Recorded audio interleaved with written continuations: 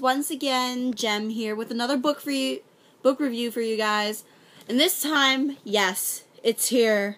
It's finally here after months and months of waiting. City of Heavenly Fire by Cassandra Clare. The sixth and final book of the TMI series, The Mortal Instruments. Now look at a monster this thing is. It's thick. It's 725 pages. It is amazing. I absolutely love this. There were heartbreaks. Very heartbreaking. I read this, when I was in school. And I was, tearing up during a test. Because that was today. I was tearing up during a test. I finished my test. I had turned it in. I was reading the book, continuing, trying to finish. And I was just trying not to cry in class so much. Now, I absolutely love the book. I got it 2 days ago. It officially released yesterday. But I got it on the 26th because I pre-ordered it months ago from Amazon and got it in the mail on the 26th. And I was able to read. Ah! It's just hallelujah! I rate this a 9 out of 10. Absolutely amazing. So heart-wrenching. And the feels. The feels.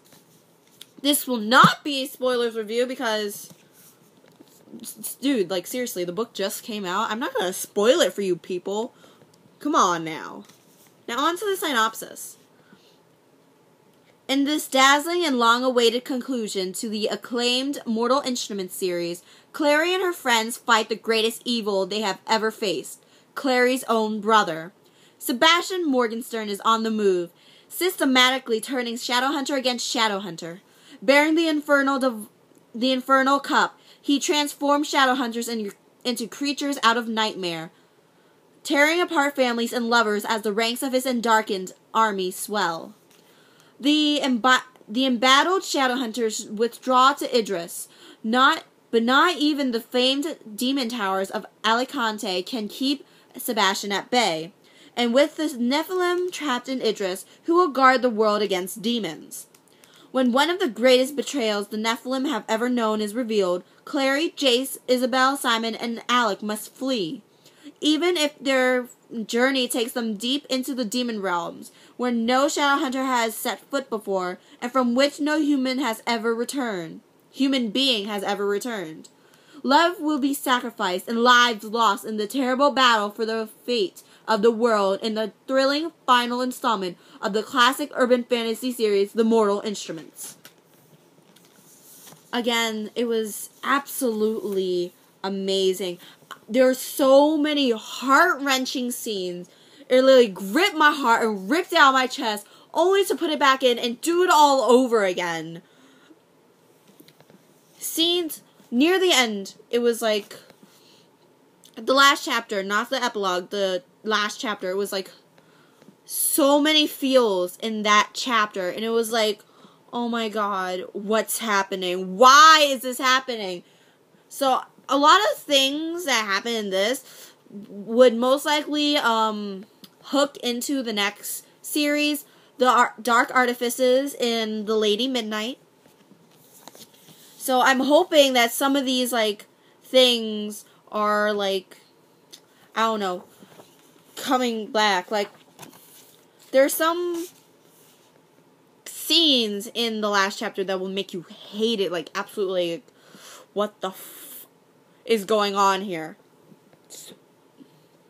But then I hope in TDA that Claire and the others get to come back for a bit, and then some things are awesome and rekindled and rejoined and all that good stuff.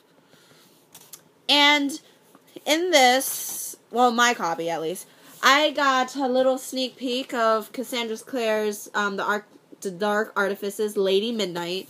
It's a letter from the Fairy Court to the Los Angeles Institute. I haven't read it yet because I'm really terrible at reading cursive, so I'm very sorry.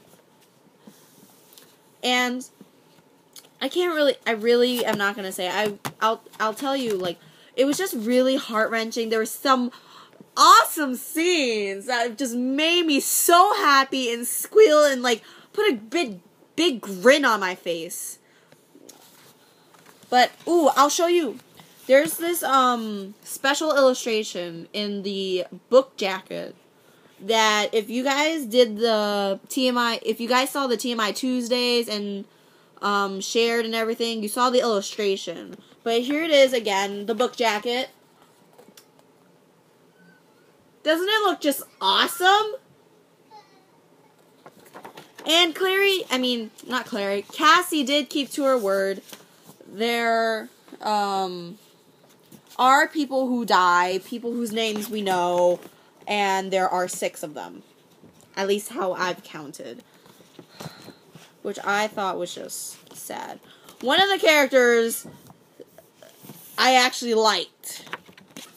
I mean, not many people would have liked, well, like 2 characters that I actually liked. Some of them I really didn't care about. But 2 of them I actually liked, and they died, and I'm like, why? Just why? The feels, and then just the whole relationship thing, it's just dramatic here. Oh my god, my hair. Anyway, that's all I really can say about the books. Well, about the book, because it literally just released yesterday for people who did not go to the New York launch, who would have gotten it on the 26th. I got it in the afternoon on the 26th because of my mail.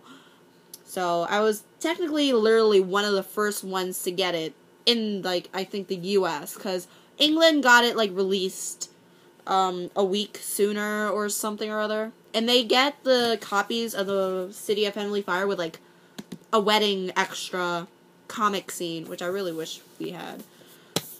So that's all I really have to say about the book. Sorry, it's not much, but I really don't want to spoil anything since it's really just released. So this time, really, I mean it this time, I'm going to be reading Goose Girl next, then I'll be reading Embers and Echoes, then Allegiant, then The Hobbit. But I'm going to try to fit in this book, True Colors by Kristen Lindsay Hager. I'm helping her promote her book. It's called True Colors. She doesn't have the cover finished yet, so I don't have the cover of it, but I do have the blurb. So I'll read you guys the blurb, just to give you a feel of it, and I'll read you guys her author bio. Every day I walked down the sidewalk to school and wished I were one of the interesting popular girls who ran up with exciting news. Just once I'd like to be one of those girls instead of being the one who didn't get invited to things because people forgot about me. Landry gets pushed into trying out for the American Ingenue reality show modeling competition with her 2 best friends. She doesn't think she stands a chance, but she advances to the next level in the competition, and her friends ignore her at school when they get cut. Enter the gorgeous Devon, who also makes the first cut and includes Landry in her group of friends. Devon becomes the perfect best friend, but can their friendship survive the competition? Landry hopes her big break could come at any moment, but soon sees there's much more to modeling than she thought. She begins missing out on being with friends and has the chance to have a boyfriend when she meets a boy named Vladdy from another school. Part of Landry wants to be famous and have her hair look good for once, but part of her just wants to be accepted. She learns about friendships, being true to yourself, and that a good hair conditioner doesn't hurt. Author bio.